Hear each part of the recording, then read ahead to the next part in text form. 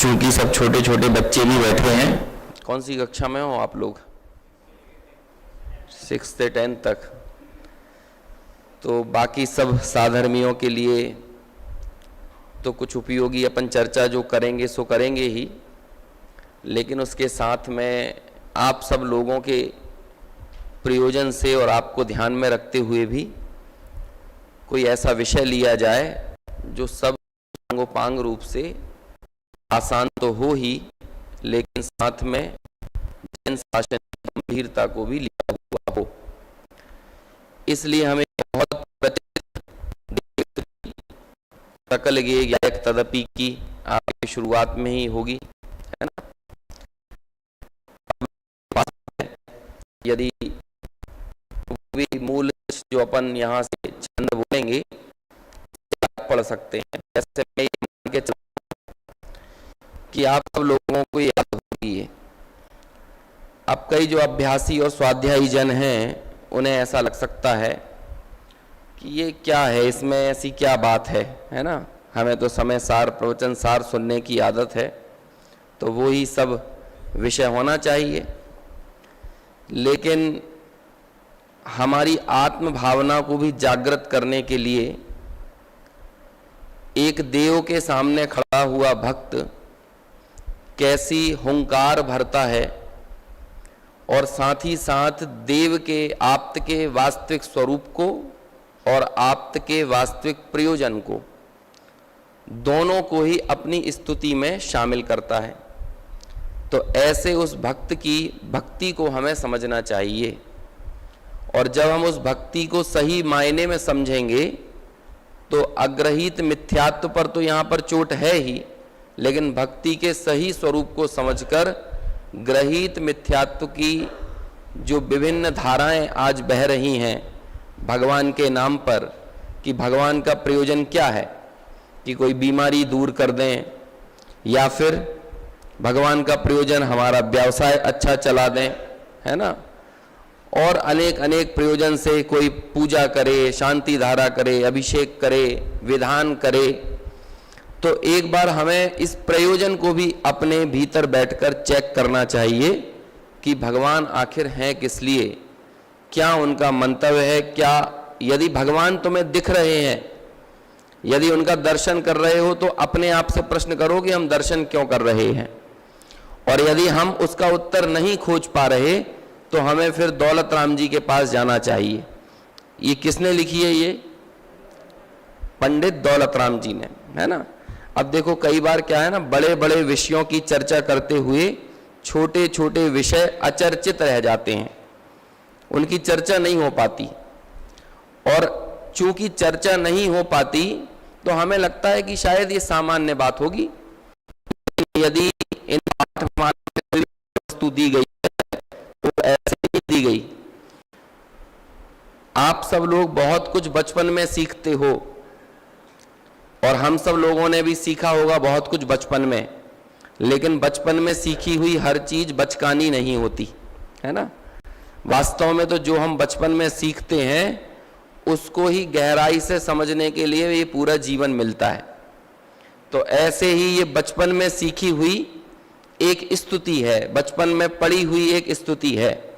अब जैसे जैसे हम इस पर चर्चा करेंगे, क्योंकि हमारे पास 3 दिन का समय है, 2 सत्र हैं, तो अब ये भी लगता है कि भाई छोटे से समय में कौन सा विषय लिया जाए जिसमें अपने पूरे विषय की चर्चा हम विधिवत ढंग से कर सकें, उसे पूरा भी कर सकें।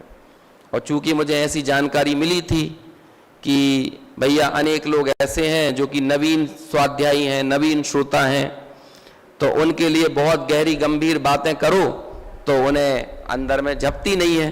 हालांकि ये बात जरूर है कि ऐसे भी नवीन श्रोता भी आए भी नहीं है ना, क्योंकि दोपहर में 5-5 घंटे, मतलब सुबह 5-5 घंटे का विधान करने के बाद हर किसी की हिम्मत नहीं हो पाती कि 2 घंटे बाद वापस से, है ना, यहाँ पर स्वाध्याय के लिए आ जाओ। लेकिन चलो अपनी चर्चा तो खैर अब यही चलेगी, और इसके जरिए हम समझेंगे कि भगवान आखिर हैं किस लिए, उनका प्रयोजन क्या है। एक सच्चा भक्त, एक अभ्यासी, क्योंकि दौलत राम जी जैसा अभ्यासी भक्त यदि भक्ति कर रहा हो तो उसके लिखे हुए एक भी शब्द में हल्कापन नहीं होता, बल्कि हर शब्द जैन शासन की गहराई से जैन आगम की गूढ़ता को लेकर यहां पर छंदबद्ध हुए हैं। तो वो अब हम यहां पर समझेंगे, है ना। तो सबसे पहले जो मैं आपसे एक प्रश्न कर रहा हूं, वो सबसे हमारा अपने आप से भी प्रश्न है, यदि भगवान हमारे सामने हो तो हमें उनको डीकोड करना है। डीकोड मतलब समझते हो क्या होता है? कोड डीकोड माले पता है किसी को? जैसे आपको कोई कोड वर्ड दिया जाए तो जब आप उसके कोड वर्ड को सुलझा लेते हो तो वो क्या कहलाता है?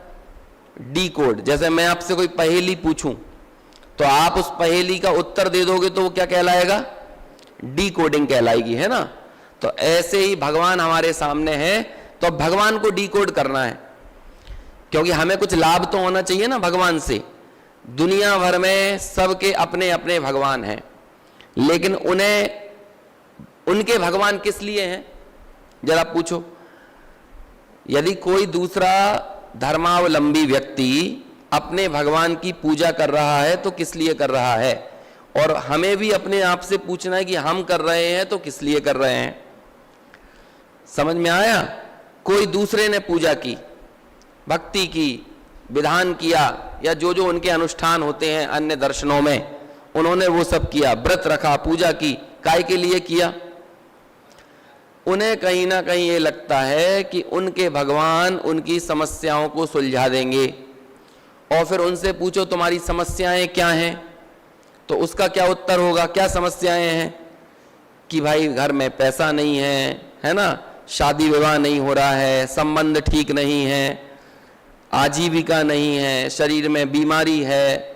तो कुल मिलाकर धन संपत्ति मिल जाए, रोग वगैरह दूर हो जाएं, जीवन में कोई संकट ना हो, परेशानी ना हो, इसके लिए ही वो क्या करते हैं? भगवान की पूजा उपासना करते हैं। अब हम लोग भी क्या इसलिए भगवान की पूजा कर सकते हैं? हमारा ये प्रश्न है।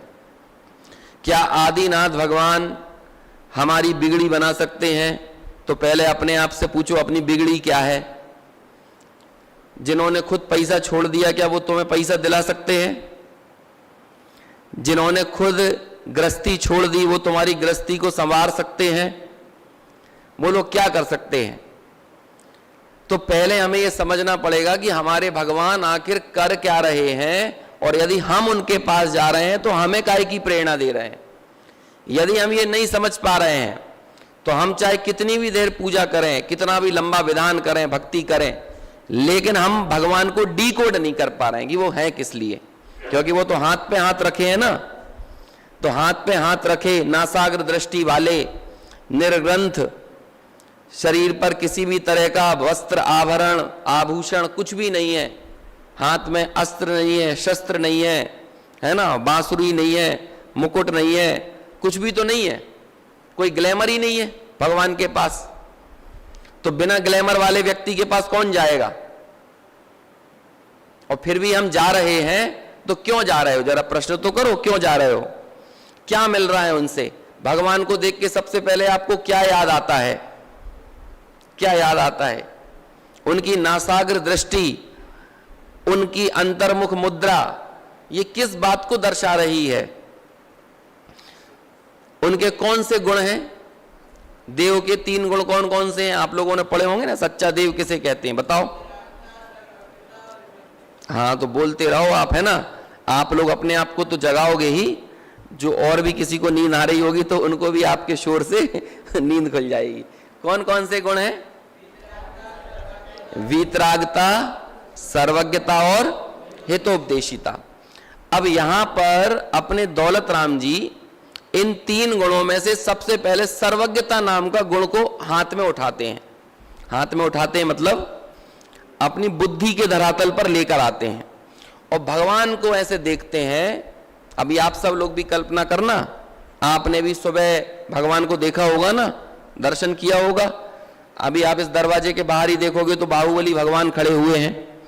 तो बाहुबली भगवान के सामने आप बैठे हो या आदिनाथ के सामने, महावीर के सामने, जो भी हैं, उनके सामने बैठकर देखकर आपको कैसा लग रहा है? अब एक स्वाध्यायी, अभ्यासी, तत्वज्ञानी, श्रद्धालु भक्त यदि भगवान की भक्ति करने आएगा तो उन्हें देखकर सबसे पहले क्या कहेगा?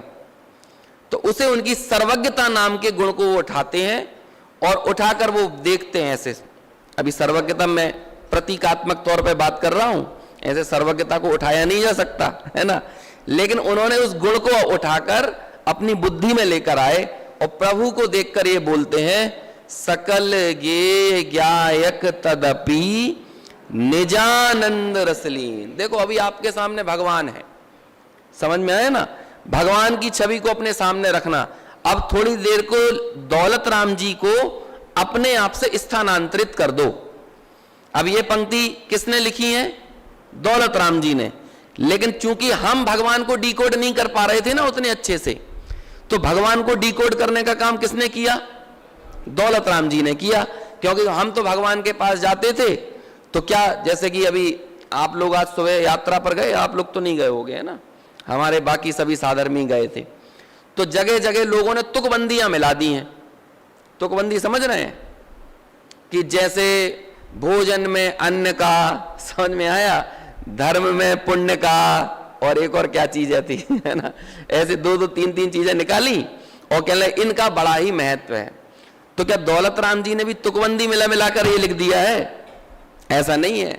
वहां पर तो कई चीजों की आपस में संधि नहीं मिल रही थी, बस कहीं भी कुछ का कुछ लिख दिया, समझ में आया, बेसंधि का, है ना।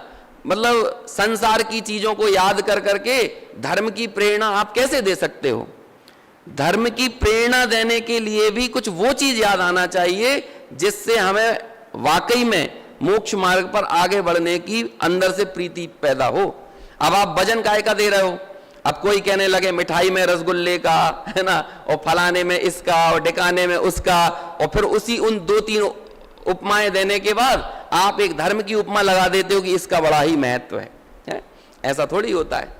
दौलत राम जी ने ये बातें तुकबंदी से नहीं लिखी हैं। भगवान को देखकर और आगम को पढ़कर जो आगम का मूल प्रयोजन है, उस प्रयोजन को कैसे भगवान की मुद्रा के द्वारा उनके सामने बैठकर हम हमारी समता भाव को थोड़ा सा हवा दे सकें, समझ में आया, साम्य भाव के लिए प्रेरित हो सकें, मोक्ष मार्ग में आगे बढ़ने के लिए प्रेरणा मिल सके, इसके लिए वो ये सारी पंक्तियां लिखते हैं। अब देखो भगवान को देखकर वो क्या कह रहे हैं। हम पहले भगवान को देखते थे जब तक हमें तत्व ज्ञान नहीं था। हम जब भगवान को देखते थे तो जो ऐसी दुनिया भगवान के बारे में अपनी परिभाषाएं देती है कि आपका एग्जाम आया तो भगवान के दर्शन कर लो, क्यों? एग्जाम अच्छा चला जाएगा, तो भगवान अच्छा करवाएंगे एग्जाम। लगता था कि नहीं ऐसा? बताओ, लगता? अभी आपने सुन लिया होगा थोड़ा, तो आप अभी बोलते हो कि नहीं कर रहा है, लेकिन पहले लगता था कि नहीं? अच्छा, अभी कितनों को लगता है आप लोगों में से, है ना? अभी बड़े लोगों से तो बात जो होगी सो होगी, आपसे तो कर ही लें। बताओ, अभी लगता है भगवान आपका एग्जाम अच्छा करवा सकते हैं? कितने लोगों को लगता है? तो एग्जाम देने जाने से पहले भगवान को याद करना कि नहीं करना, या नहीं करना? और करने गए तो किस लिए गए? अरे सांसारिक कार्यों की शुरुआत से पहले भी यदि हम भगवान को याद करते हैं तो उसका एकमात्र प्रयोजन यह रहता है कि प्रभु ये हमारा विकार है, ये हमारी कमी है कि हमें क्या करना पड़ रहा है कि संसारिक कार्यों में प्रवर्तना पड़ रहा है। लेकिन हम आपके समक्ष सर झुकाने पहले इसलिए आए कि हमारा ये राग भाव छूटे, हमारी ये कमियां दूर हों और हम भी आपके जैसे बताए हुए मार्ग पर आगे बढ़ने के लिए प्रेरित हो सकें। इसलिए हम दुनिया के लौकिक कार्यों को भी शुरू करने से पहले भगवान के पास जाते हैं। शादी विवाह होता है तो दूल्हा दुल्हन को भगवान के दर्शन करवाते हैं, तो किस लिए? ये जानने के लिए कि सबसे ऊर्ध्व आपका लक्ष्य क्या है, सबसे ऊपर आपका लक्ष्य क्या होना चाहिए। आप भले गृहस्थी के कार्यों में प्रवृत्त रहे हो, लेकिन उन कार्यों में प्रवर्तन करते हुए भी सर्वोत्तम सर्वोत्कृष्ट लक्ष्य यदि कोई है तो ये जिन मुद्रा है, और जहां जाने की ये प्रेरणा दे रहे हैं, हमारा भी अंतिम लक्ष्य यही होना चाहिए। वो तो बस ये एक प्रतीकात्मक है। आप ये मत सोचना कि संसार के कार्यों को शुरू करने के पहले आप भगवान के दर्शन करने गए तो संसार के कार्यों की बिगड़ी भगवान बना देंगे। नहीं, भगवान तो ये कुछ करने वाले हैं नहीं। हम अपने ही परिणामों का कुछ भी पा जाते हैं, लेकिन लौकिक प्रयोजन की सिद्धि से यदि भगवान की उपासना कर रहे हैं तो टोडरमल जी ने उसे लिखा कि कदाचित तेरे मान्यता, मतलब जैसी तू अनुकूलता चाहता है वैसा कार्य सिद्ध हो भी जाए, लेकिन फिर भी सांसारिक प्रयोजन से यदि भगवान के पास जा रहा है तो वो पाप भाव ही है, क्योंकि संसार की वासना अपने आप में मूल में क्या है, वो स्वयं में ही पाप भाव है।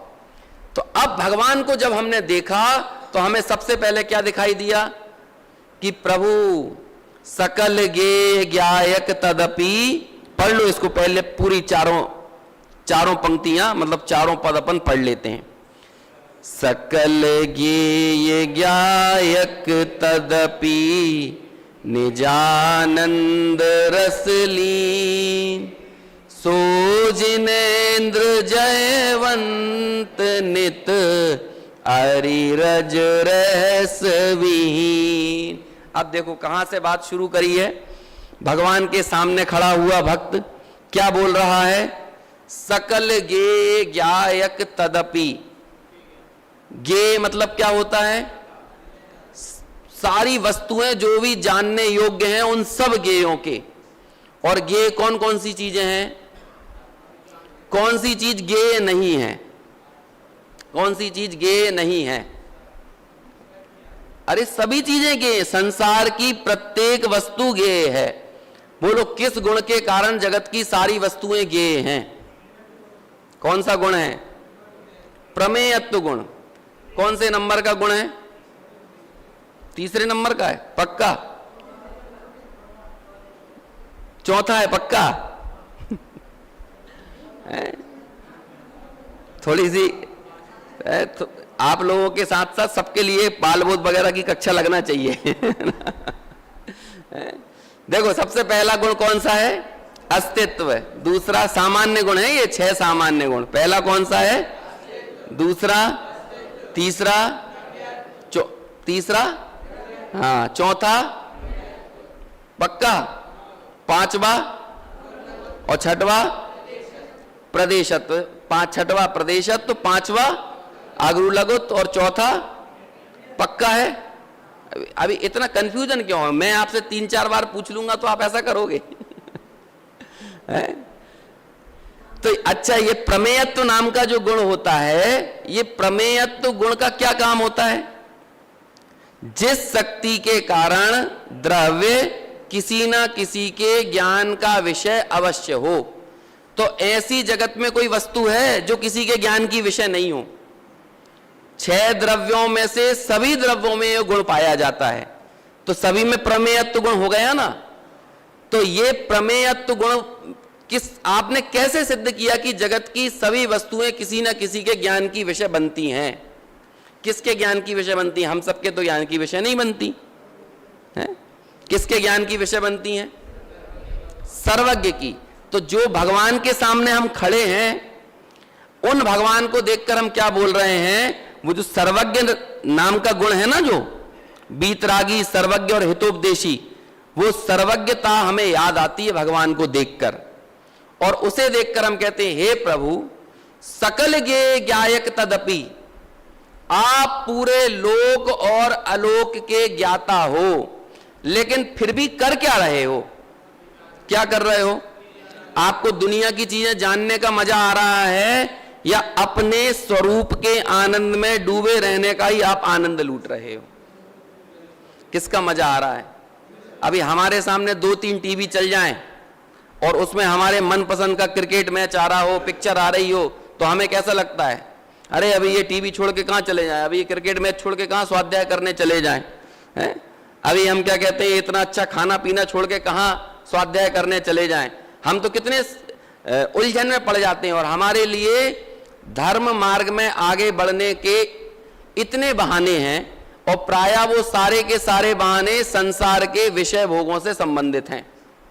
और यदि हम वो एक बहाना बना दें, जैसे कि अभी स्वाध्याय में क्यों नहीं आए, कि भैया वो नींद बहुत आ रही थी, आज खाना हैवी हो गया, तो वो लोग कितनी आसानी से अपन धर्म मार्ग में आगे बढ़ने के साधनों से इतिश्री कर लेते हैं। कैसे कर लेते हैं? अच्छा, 5 घंटे भगवान का विधान किया, पूजा की, तो अभी 5 घंटे उनका गुण स्मरण करने के बाद अगला काम क्या होना चाहिए? अपन लोग काय के लिए यहां पर ये पूरा आयोजन किया है? क्यों आयोजन किया है? कि 8 दिन के बाद भगवान याद आए, भगवान का बताया हुआ मार्ग हमारे स्मरण में रहे, या 8 दिन के बाद भगवान की छुट्टी, है ना? उसके बाद फिर क्या करना है?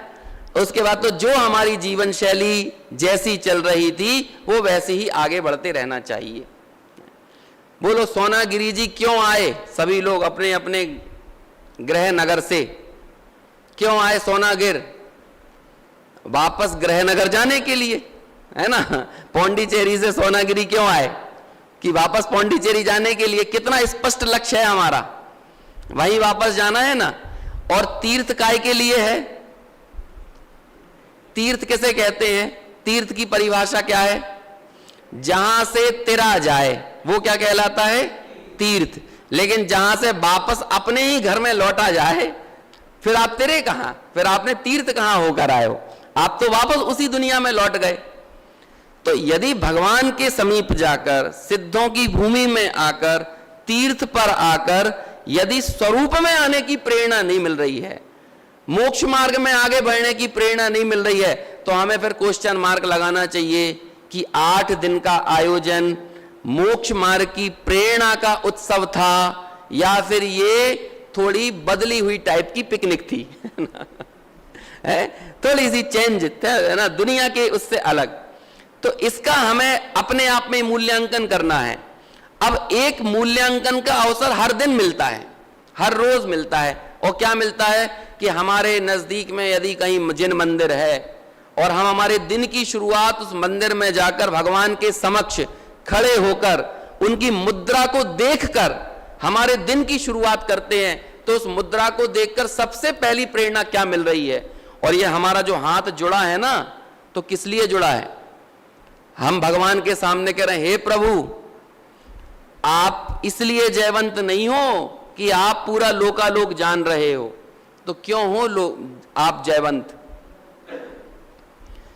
ये जो तदपि शब्द है ना, तदपि, सकल गेय ज्ञायक तदपि।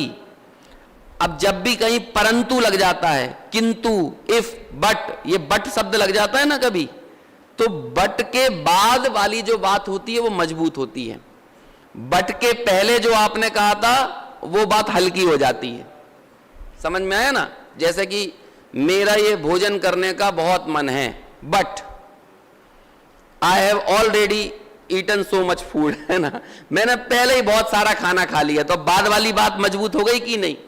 मैं ये भोजन करना तो चाहता हूं लेकिन मेरा पेट भरा हुआ है, तो बाद वाली बात में वजन है कि नहीं? ऐसे ही कोई भी काम को हमें मना करना हो तो पहले हम सामने वाले की बात के अनुसार अपनी हाँ में हाँ मिला देते हैं कि भैया आप जो सोनागिरी आए हो ना, तो 8 दिन के बाद 4 दिन और रुक जाओ। तो अपन कहेंगे हाँ मैं 4 दिन और रुकना चाहता हूं, लेकिन अभी क्या है ना, यहां से जाने के बाद एक बहुत जरूरी मीटिंग है। तो ये जो बाद में जो बट लग गया, तो बाद में मजबूत कौन सी बात होगी? बट के पहले वाले की बट की बाद वाली? किंतु के पहले वाली या किंतु के बाद वाली? बाद वाली ना। तो यहां पर भी एक बट लगा हुआ है, सकल गे ज्ञायक तदपि, बट तदपि क्या हो गया? आगे क्या कह रहे हैं? निजानंद रसलीन। हे प्रभु, आप पूरे लोकालोक के ज्ञाता हो, लेकिन आपकी जय जयकार मैं किस लिए कर रहा हूं? किस लिए कर रहा हूं? कि आप लोकालोक का आनंद नहीं ले रहे हो, बल्कि किसका आनंद ले रहे हो? निजानंद रसलीन। और जब हम ये विचार करते हैं तो यहां पर हमें एक स्पष्ट साक्षात भेद ज्ञान की रेखा बलवती नजर आती है इस पहली लाइन से ही। क्या भेद ज्ञान की रेखा आपको दिख गई इसमें?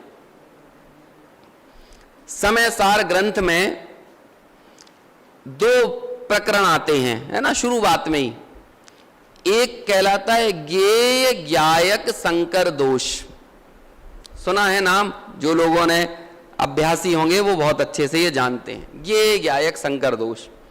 और फिर एक शायद 36 या 37 नंबर की गाथा है, वहां पर आता है गेय भावों से भेद ज्ञान। गेय भावों से भेद ज्ञान, प्रकरण एक ही है। अच्छा, इन दोनों जगहों पर क्या किया है, और ये जो गेय ज्ञायक संकर दोष का निराकरण है, इसमें क्या काम किया है? क्या होता है ये गेय ज्ञायक संकर दोष? संकर यानी क्या होता है? हाँ, मिलाना है ना, मिलावट। आपने सुना हो ना संकर बीज, हाइब्रिड क्वालिटी के बीज आते हैं। तो हाइब्रिड मतलब क्या होता है कि जहां पर इस तरह का कोई बीज उत्पन्न किया जाए जिसमें क्या क्या हो, 2, 3, 4 की किस्मों को आपस में मिलाकर कोई ऐसा बीज तैयार किया जाए, तो वो कहते हैं ये हाइब्रिड आम है। जैसे 2 अलग अलग प्रजातियों के आम थे, आपने उन दोनों नस्लों को एक जगह मिलाकर एक नया बीज तैयार किया, तो इससे नए तरीके का आम पैदा होगा, तो वो क्या होगा? वो कहलाता है संकर, है ना। शाह शकर वाला संकर नहीं। कौन सा संकर? सरस वाला, है ना। सा के ऊपर हम की बिंदी रखोगे आप, तो वो कहलाता है संकर। अब ये अनादिकाल से हम और आप में क्या मिलावट चल रही है? हम लोग क्या हाइब्रिड भोजन कर रहे हैं निरंतर। हाइब्रिड भोजन अच्छा माना जाता है कि नहीं? आगम में नहीं माना जाता है, बल्कि इस तरह की प्रवृत्ति को मालूम क्या कहते हैं? जैसे कि हाथी का उदाहरण दिया, हाथी को घास और अन्न दोनों एक साथ दे दिया जाए तो दोनों का भोजन करते हुए उसे समझ में नहीं आता कि घास खा रहा है कि अनाज खा रहा है। वो उन दोनों के भेद ज्ञान से रहित है। तो ज्ञानी और अज्ञानी की परिभाषा यदि दी जाएगी तो कैसे दी जाएगी? जिसने उस संकर दोष का निराकरण, परिहार किया है, वो तो ज्ञानी है, और जो उस मिलावट के साथ ही जीवन जी रहा है वो क्या है? वो अज्ञानी है। तो अभी भगवान के सामने हमें एक भेद ज्ञान की प्रेरणा मिल रही है। जैसे कि हमारे लिए बड़ी समस्या है, और क्या समस्या है सबसे बड़ी?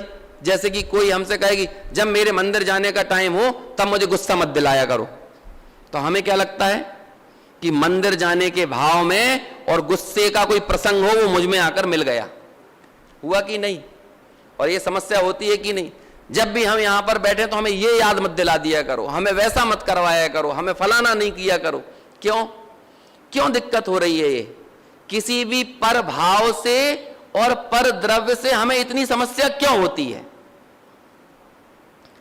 क्या हमारे भीतर एक निरंतर वो भेद ज्ञान की धारा नहीं बह सकती जिसकी प्रेरणा हमें भगवान दे रहे हैं? और वो इस पहली लाइन में हमें वो प्रेरणा मिल रही है, सकल गेय ज्ञायक तदपि।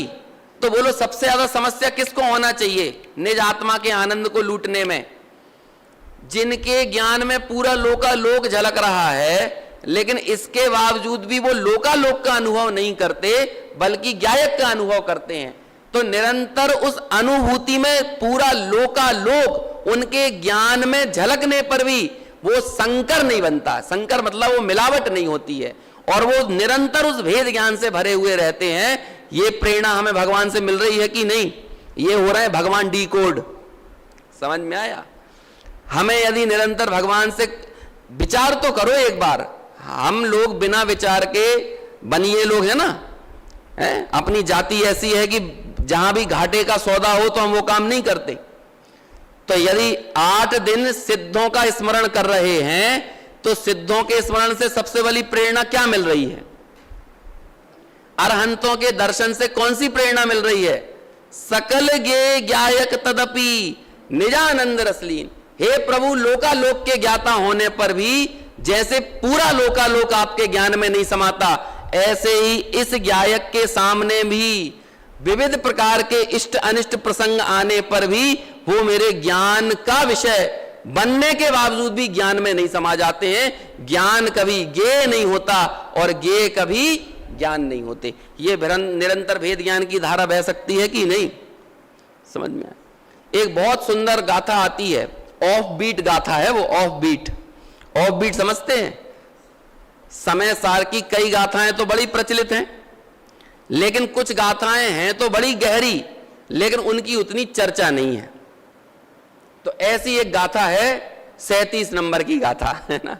38 की तो खूब चर्चा हो जाएगी, लेकिन 37 नंबर पे उतनी बात नहीं होगी। लेकिन जब 36 और 37 गाथा का मर्म ख्याल में आ जाता है ना, तो 38 भी गाथा उग आती है, वो अपने आप उग आती है। कौन सी है 38वीं गाथा? वो तो याद होगी, नहीं है याद? आप लोगों ने सुनी है हिंदी अनुवाद? कोई विद्यार्थियों में से बताएगा? कुंद कुंद शतक बजता है ना यहाँ सुबह सुबह, कभी कभी बजता होगा, आज बज रहा था ना कुछ। देखो बहुत सुंदर 38वीं गाथा पहले बताता हूं, फिर 37 भी बताऊंगा। अहम एक को खलु शुद्धो राण दंसन मय्यो सदा रूबी णवि अथ मज्ज किंचिवी अन्नम परमाणु में तंपी। मैं एक शुद्ध विकार वर्जित, क्या है वो आगे हिंदी अनुवाद तो नहीं आएगा मेरे को, है ना।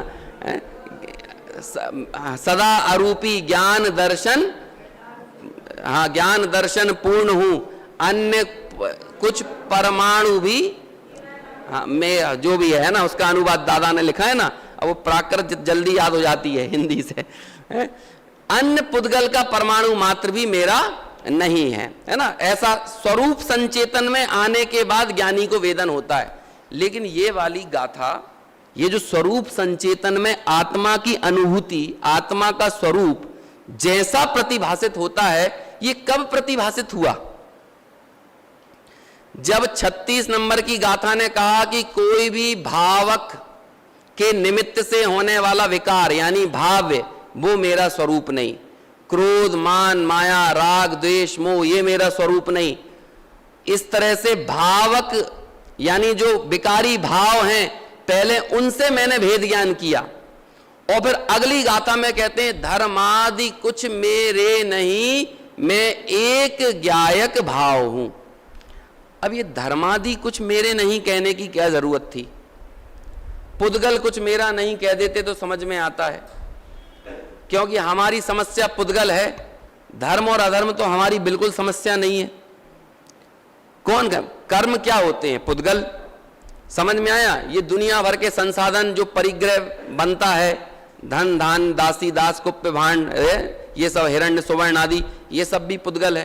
तो या तो पुद्गल के निमित्त से या पुद्गल कर्म से, इनसे ही हम समस्या से ग्रसित हैं। धर्म तो बेचारा कुछ नहीं करता, लेकिन जबरदस्ती धर्म को याद क्यों किया?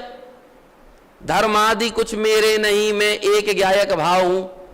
क्योंकि धर्म, अधर्म, आकाश और काल, इन चार द्रव्यों से हमारा विशुद्ध रीति से एक ही तरह का संबंध स्थापित होता है।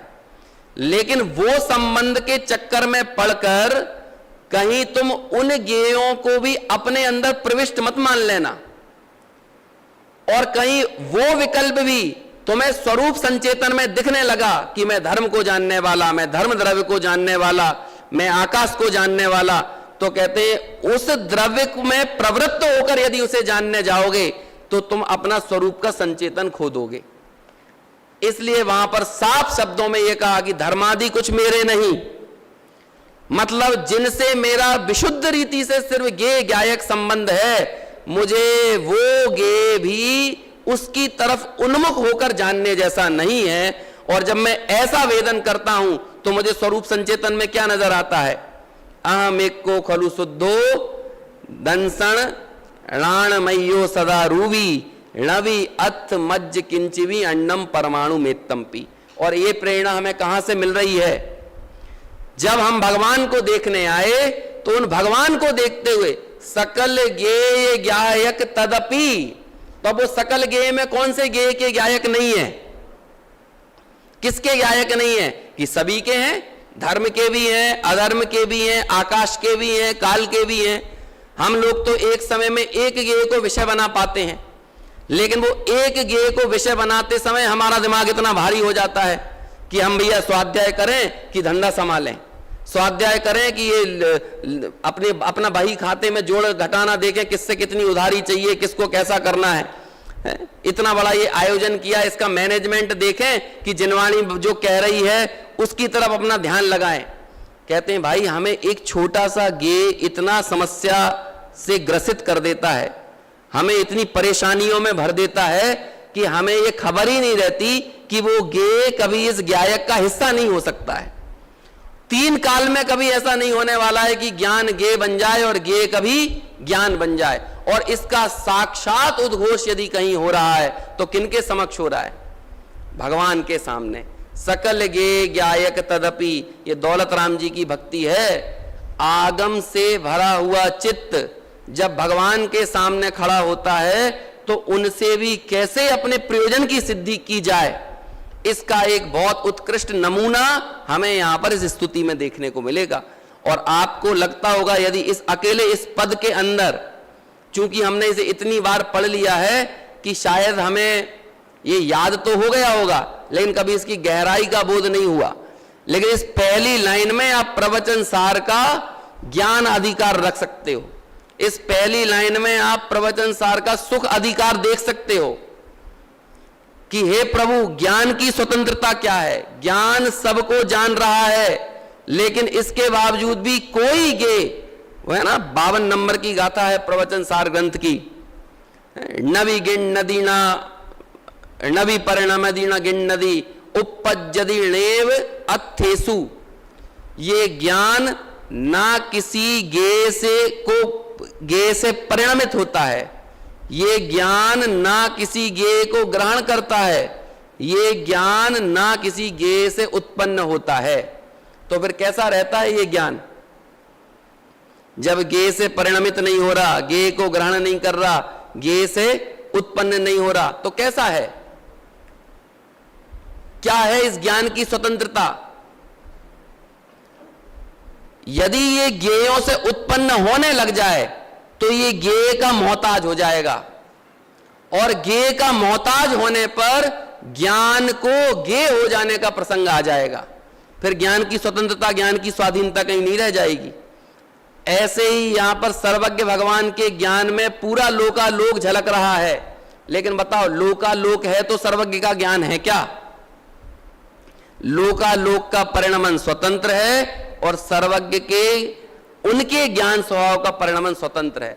और इस स्वतंत्रता के बोध के कारण, इसकी दृढ़ प्रतीति, परमावगाढ़ सम्यक्त्व, इसकी परम श्रद्धा के कारण वे सर्वज्ञ भगवान निरंतर पूरे लोकालोक के ज्ञाता होने के बावजूद भी निजानंद रसलीन।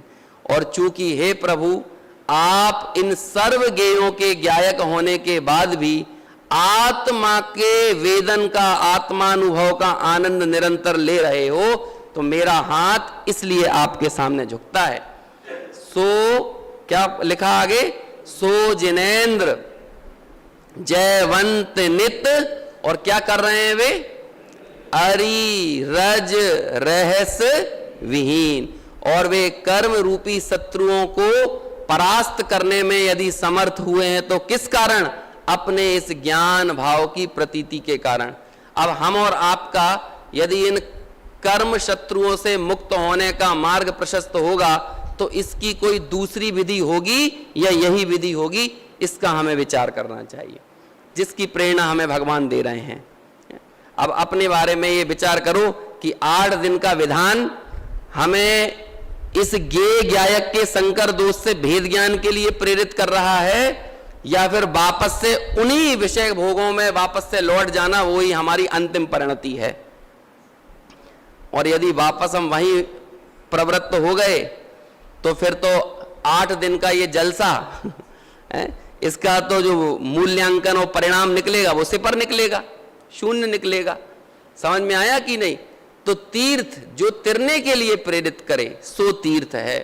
यदि वो तीर्थ हमें वापस उन्हीं भोगों में, विषय कसायों में, या फिर जो हमारी निरंतर जीवन शैली पूर्व में बह रही थी, यदि वही जीवन शैली इन तीर्थों में आकर भी वैसी ही प्रवाहित हो रही है, तो हमें हमारे प्रयासों के ऊपर सवाल खड़े करना चाहिए, हमारी अंदर की मान्यता के ऊपर सवाल खड़े करना चाहिए। और यदि वाकई में इन तीर्थों पर आकर जिनेंद्र भगवंतों के दर्शन करके 5.5 करोड़ सिद्ध जहां से निर्वाण की प्राप्ति किए हैं, उन सिद्धों ने निर्वाण को जिस विधि से पाया है, यदि वो विधि हमारे भीतर किसी दीपक की तरह रोशन हो रही है, निरंतर प्रज्वलित हो रही है, तब हमारे लिए इन तीर्थों की, तीर्थ यात्राओं में किए जाने वाले आयोजनों की वो सार्थकता कहीं ना कहीं सिद्ध होती है। तो ऐसे इस सरल विषय को आधार में रखकर भगवान को समझते हुए हम उन भगवान के माध्यम से अपने आप को समझने के रास्ते पर आएं, इसी उद्देश्य से कुल मिलाकर 18 छंद हैं। इसमें हम ये जो स्तुति कर रहे हैं ना, तो मुझे तो शुरू में जब आप लोगों की संख्या कम दिखाई दी तो मुझे तो बच्चे ही दिखाई दिए, तो जिससे इन बच्चों को भी समझ में आए और आपको भी समझ में आए, तो इसी को ध्यान में रखकर अपन तो इस देव स्तुति पर चर्चा करेंगे। और इस निमित्त से कम मुझे भी ये देव स्तुति पर गहराई से पुनः विचार करने का एक मौका मिलेगा। अदरवाइज समय सार आदि ग्रंथों में उनकी गहराइयों में तो हम अनेक बार प्रवेश करते हैं, लेकिन उनकी गहराइयों का जो मूल मार्ग, जो अंतः प्रेरणा जहां से हमारे भीतर जागना चाहिए, जिन भगवान को देखकर, वो अंतः प्रेरणा इस स्तुति में दौलत राम जी ने हमारे सामने प्रस्तुत की है। उसे हम पढ़ेंगे, समझेंगे, जानेंगे और इसके साथ अपने मोक्ष मार्ग के लिए स्वयं भी प्रेरित होंगे। इस भावना से अभी यही बात पूरी करते हैं। बहुत सुंदर हमारे आदरणीय डॉक्टर अंकुर जी शास्त्री समय सार की गाथा, आत्मख्याति टीका बड़ी गहन विषय लेते हैं, लेकिन सबको देखते हुए सरलता से आदरणीय भैया जी पधार चुके हैं। हमारे शरणी भैया जी पधारे यहाँ पर। सुंदर भैया जी का, हाँ दादाजी को एक माइक दो अनुराग, एक माइक हमारे 2 पंक्तियाँ जब तक बोलेंगे। रात्रि को भी अपना 6:30 से 7 भक्ति और दोनों स्वाध्याय का लाभ अपन पौन घंटा लेंगे। और इसके बाद आज कुछ विशेष कार्यक्रम भी है, तो 1 घंटा 1 घंटा अपन रात्रि को विनयांजलि का कार्यक्रम, आभार विधि का कार्यक्रम, कुछ विशेष कार्यक्रम है तो वो लेंगे। 2 मिनट दादाजी का अपन सुनेंगे। जरा बहुत लिखते हैं हमारे प्रकाश चंद जी साहब। हाँ, गुरु की महिमा। हाँ, गुरु की महिमा। श्री सैनिक जी, आपका अनुपम उपहार हमारा। पंडित सैनिक जी, आपका उपकार हमारा। आपने बतलाया हमको शुद्धात्म तत्व हमारा। हम भूले निज भव को, अपना माना। अब मोह हुआ क्यों मेरा, सुनकर उपदेश तुम्हारा। गुरु किसे होते हैं? गुरुवर हमको प्यारे, गुरुवर हमको प्यारे, आध्यात्म जगत के तारे। ऐसे है गुरुदेव हमारे, देखे मिथ्या तो भागे। गुरुवर हमको प्यारे, गुरुवर हमको प्यारे।